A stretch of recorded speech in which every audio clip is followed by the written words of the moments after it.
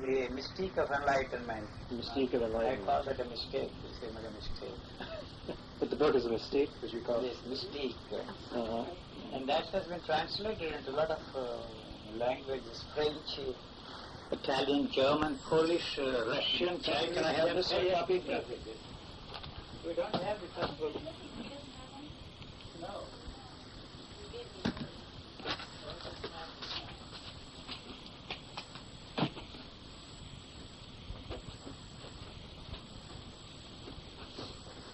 These are the French translations of the first two books.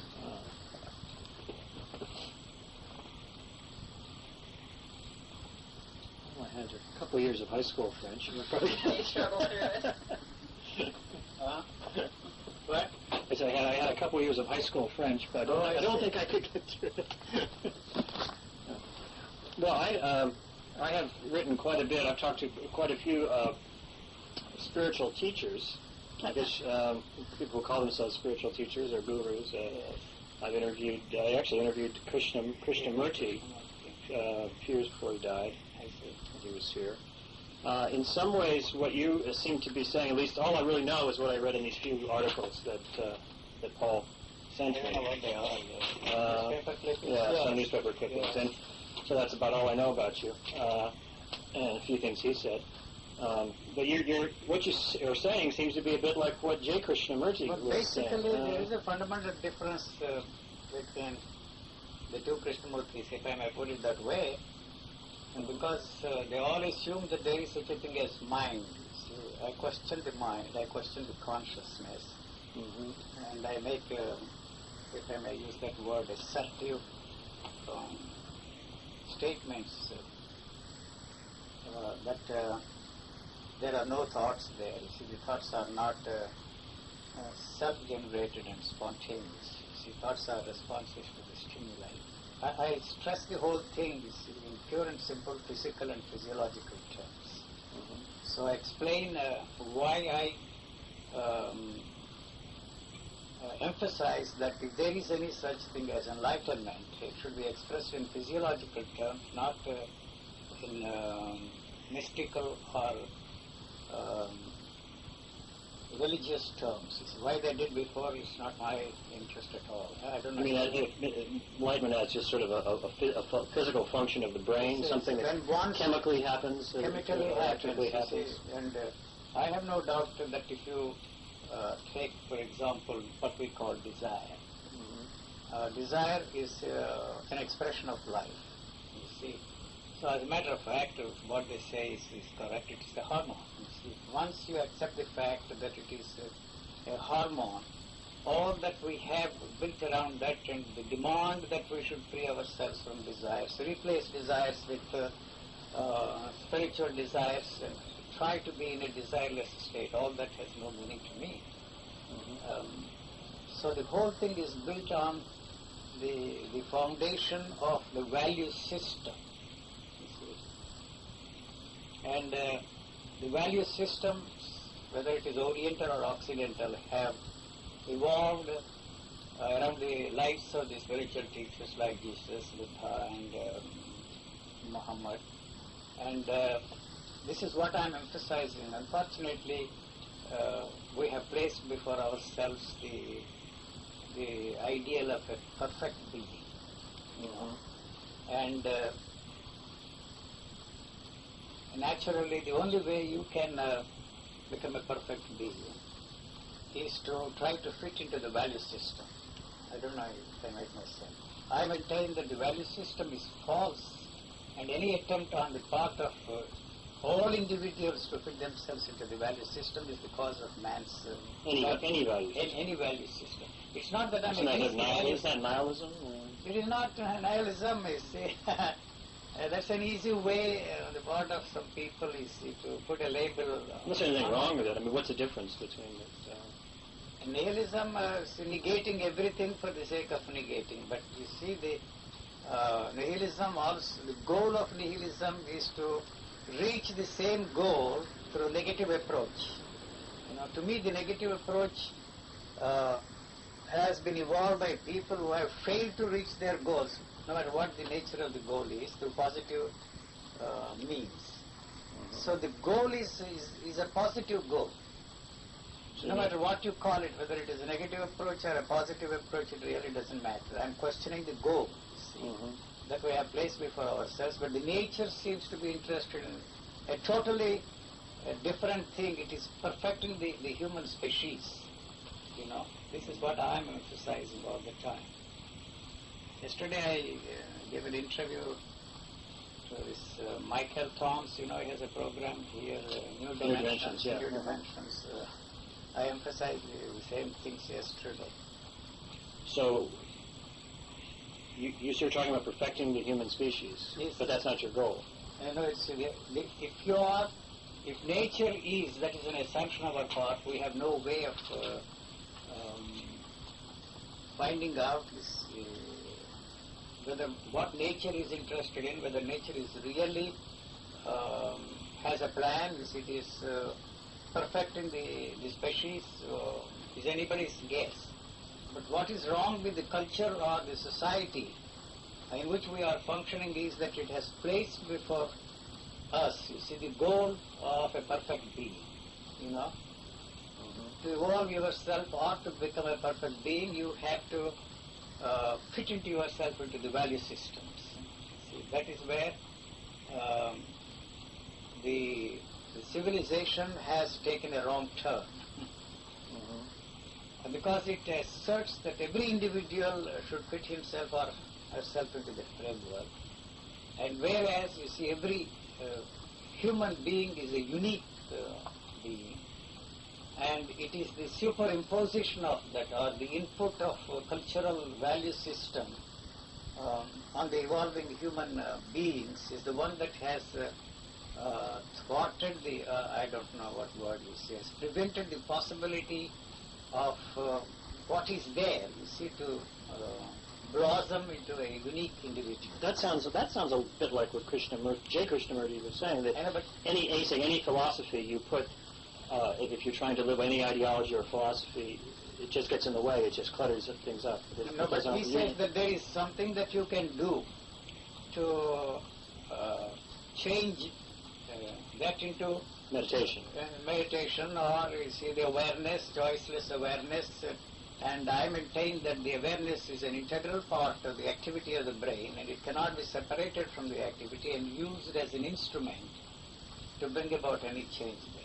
That is one thing, and I don't see that there is anything there to be changed, you see, that there is anything there to be radically changed, you see. So to talk of a radical change, you see, of something that does not exist there has no meaning to me. So to talk of a mutation of mind is absurd, because, you see, there is no such thing as a mind there at all. You see, the mind is the totality of the experiences, you see, thoughts, feelings, and experiences.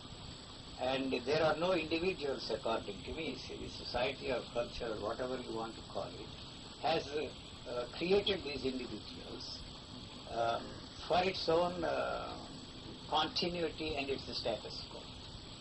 And at the same time, it emphasizes that we should all become individuals. And so that has created the neurotic situation in the individuals. So when we push ourselves to fit into that framework, you see, or that value system, or whatever you want to call it, it pushes us in the direction of breaking down. You see, we all have become not only neurotic individuals, but it has become necessary for us to stay that way. The neurosis is an essential and integral part of our lives to survive in this society that we find ourselves in. So what's the way out of this neurosis? And the more you try to fit yourself into, the greater is the danger, you see, of moving into the other direction and become manic depressive individuals. Or live in the hope that one day, through more and more effort, and you will be able to fit yourself into that framework. That to me is something which cannot be achieved except that we can live in hope and die in hope. And living with this, or trying to accept that also has no meaning at all. See, you are constantly in conflict with the society, with the culture, or whatever you want to call it. So what do we do? If I suggest some other way, you add what do you do? to the techniques. What do you do? How do you deal with the world? The world is lost, according to me. See, there is nothing that you can do to reverse the course of events. Progressively, we are moving in the direction of destroying ourselves.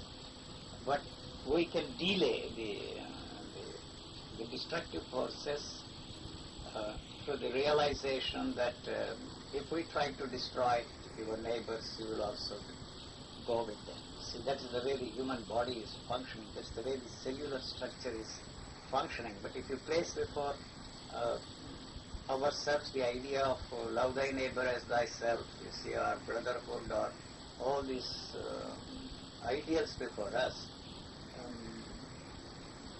we only push these things and then back them up with violence. See, the whole foundation of culture or civilization or whatever you want to call is built on the foundation to kill and to be killed. If you look at the history of mankind, more people have been killed in the name of love thy neighbor as thyself than all these recent wars put together.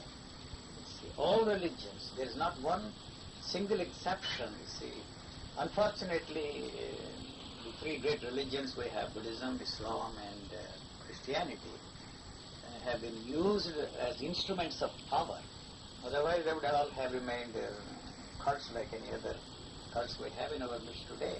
So when once you use them as instrument of power, backed by destructive instruments of destruction, there is not much hope there for us.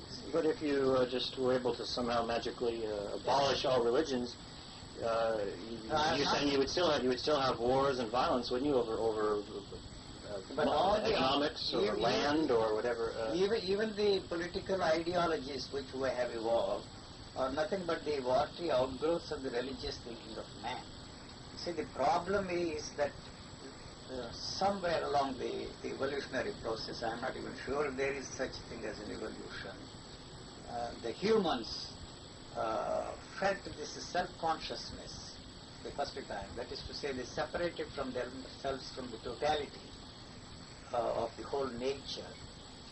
And then that is responsible for the fear, you see, because he's lost, he's all alone. So it's this break from nature, From the nature, this separation from natural the whole process, whatever that is. And you don't claim to know what that is. No, I don't know, nobody knows. Yeah, You yeah. see. So the whole thing is one single unit.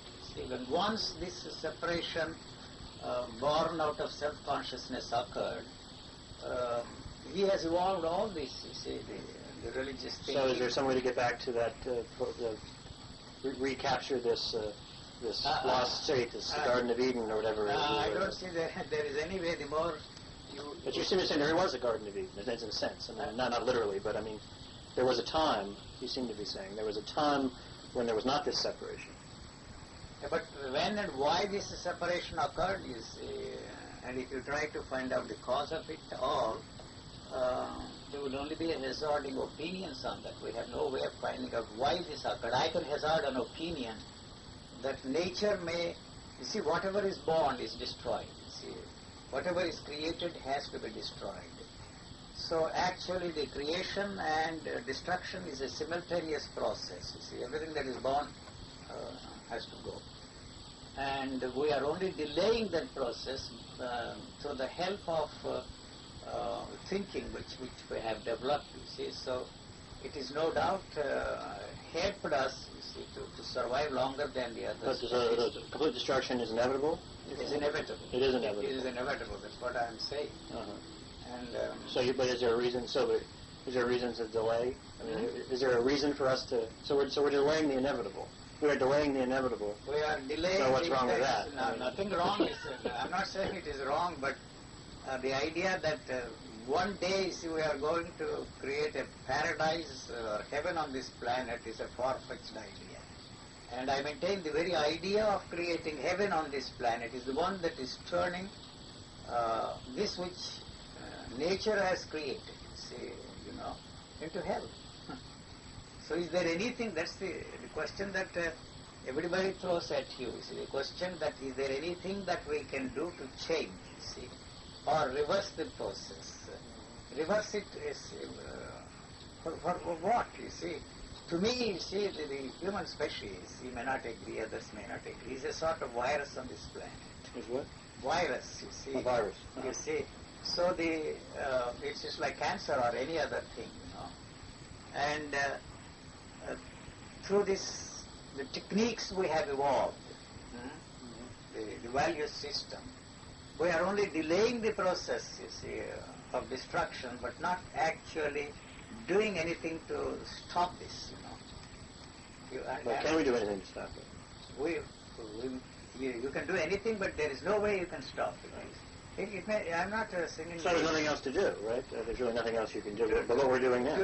What are we doing? That's what I'm saying. But what else can we do? Anything that has, what I'm saying is the thought in its very nature is a protective mechanism. And anything that is born out of it, see, whether it is a religious teaching or a political ideology or economic systems is to distribute the wealth, which of course is not going to happen anyway, because nobody is going to part with anything, is a protective mechanism. So anything that is born out of that is destructive. So in our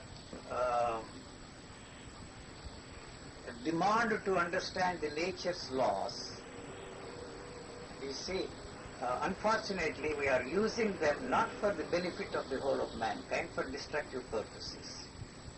The so-called progress we are so proud of is really not a progress, because all that we have discovered, the laws of nature, you see, are used for destructive purposes. That is why we have created the environmental movement? The environmental problems. How is that being used for destruction? How is this awareness? You see, because we have assumed that the humans are created for some special grander purpose, to save, other than all the other species on this planet. So, in our demand to use everything for ourselves, we are creating the ecological problems, polluting everything. That's all that I'm saying. So, to talk of ecological, what is it there? To take care of that is all our energies are wasted. You see, to create an instrument or you see an organization or to do something to put an end to or delay this process is only adding to that momentum. You said these energies are wasted. You imply there's something else to do with these energies. Not something else to do, but you see, it is not something that a small group of people can do it. See, it is beyond the scope of individuals. You see, individually there isn't much that we can do about it, but collectively means it's war. You see, I have a way of solving the problems, you have a way of solving the problems, and so we both end up in the battlefield. You see, take for example the problem of starvation. And we have our own political ideology, the others have their own political ideology. If you accept this political system to solve the problem of starvation, we will succeed in eliminating the problem of starvation. They also say exactly the same thing. So both these systems are backed by powerful instruments of destruction, backed by them. See? So what happens? They both end up in the battlefield to solve this problem of starvation, but this starvation is still there. And if all this progress, the scientific advances, the technological miracles we have achieved, they have not calculated to the level of the common man. See, it helps only a negligible percentage of the people on this planet. And are we doing the right thing? Not that I am suggesting that we should all go back to the age of the bullock cart. I grew up in a place where the only mode of transportation available to me until I was 21 years was the bullock cart. So people ask me that why you are using what was the what? Bullock cart. Oh, bullock cart, yeah. Yes, you see. And people ask me why you are using all these cars, planes, because that is the mode of transportation that is available to me. And there is no special charm in trying to reverse the whole thing or to turn the clock back and go back to to the age of the bullock cart. I don't see any charm in that kind of a thing. You were born in India. India. Where in India? South India. I was born in South India, Madras, very near Madras.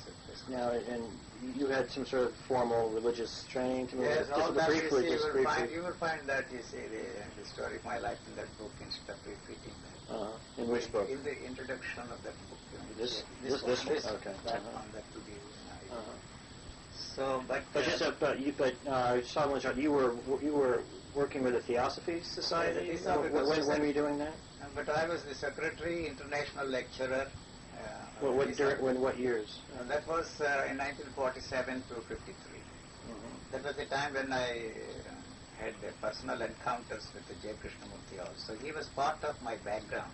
You see, I was born into a Theosophical family, and my contacts with the leaders of the Theosophical Society pushed me into that field.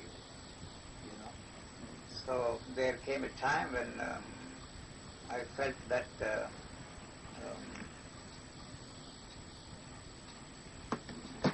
so it's still going. Yeah, a few minutes. It was recording before? No. Yeah. Oh, I see. Yeah. Just wanted to see you here. Well, it's got some more time. Just tell me a little bit. You were a leader in the Theosophy Society. Rising leader. I did not reach the top of the Theosophical Society. Was Annie Besant still around then? Yes, I was an young boy at that time. She died when I was 14 or 15, but I was closely connected with the second generation or third generation of the leaders of the Theosophical Society. And you worked, but Krishnamurti had already kind of separated himself. He separated long time before my time, you see, in 1932. But he used to come there and talk, and I listened to him during that period between 1947 and 53. So I met him several times, but we didn't get along well. And there came a time when I parted company with him. What was the problem? The problem was the basic problem, and his emphasis that there is a mind and there is such a thing as a transformation of a radical transformation or mutation of mind. And basically, although I studied psychology, my master's degree, I always questioned, you see, the very foundation of the psychological thinking. So that there is something there to be transformed radically, that there is a self, that there is some center there, that there is a psyche, that there is a soul and all that kind of a thing. Never really interested me at all, you see, because I didn't find anything at all.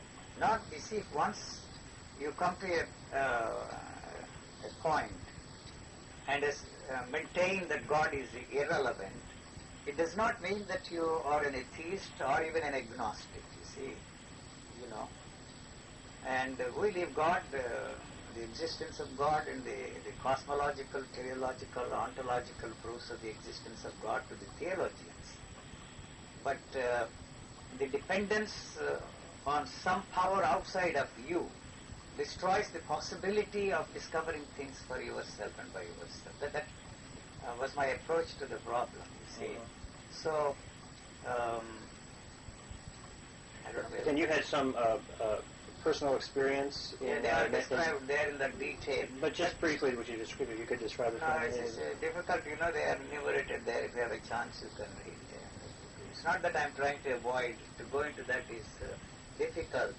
But what I want to emphasize is that whatever I have discovered, stumbled into, has no religious content in it at all. It has no mystical undertones, overtones, or any tones for that matter. And to express that, you see, in religious and mystical terms is to falsify. This is what I have found. I have been lucky, you see, to find myself, something hit me, you see. Lately I've been describing that whatever happened to me, you see.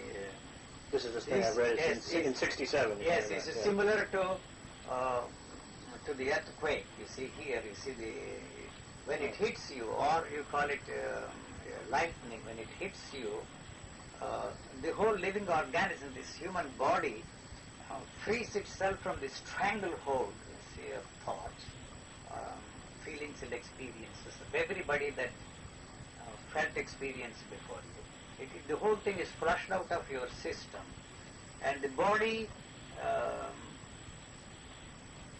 begins to function in quite a different way. And all those inactive ductless glands that are there in the body are suddenly activated, and there is a sort of a new equilibrium, you see.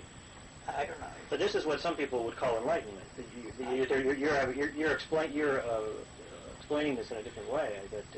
Isn't that what a lot of people in the past have called enlightenment? That's sort of a... I don't really see. It's a rubbed coin, and so everybody is selling enlightenment, you see, the marketplace. It has become a shoddy piece of spiritual goodies, you see, because there seems to be a market for that, and people are selling that.